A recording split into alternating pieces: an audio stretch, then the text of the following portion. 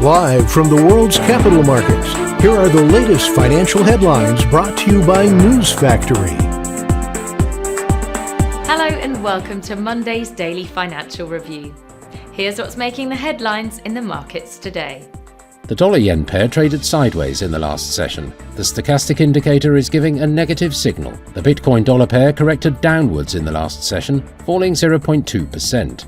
According to the stochastic RSI, we are in an oversold market. The gold-dollar pair rose 0.7% in the last session, after gaining as much as 1.2% during the session.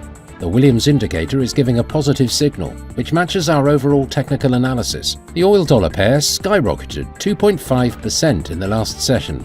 The RSI's positive signal is in line with the overall technical analysis. Coming up, the choices from our chief analysts for today.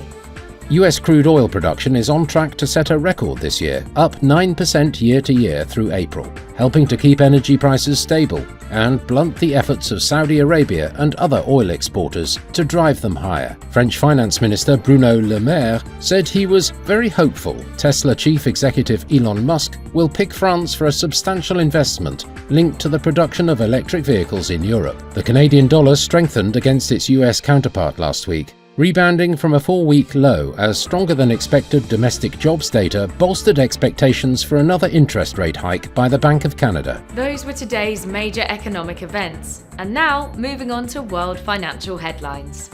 The Australian industrial production will be released at 0700 hours GMT.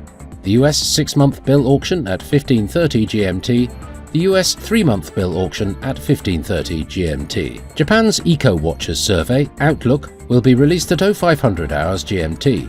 Finland's industrial output at 0500 hours GMT. The UK's BRC like-for-like retail sales at 2300 hours and 1 minute GMT. We hope that you've enjoyed Monday's financial review. On behalf of all of us here, we wish you a productive trading day. Be sure to join us tomorrow morning for the latest news and events from the financial markets.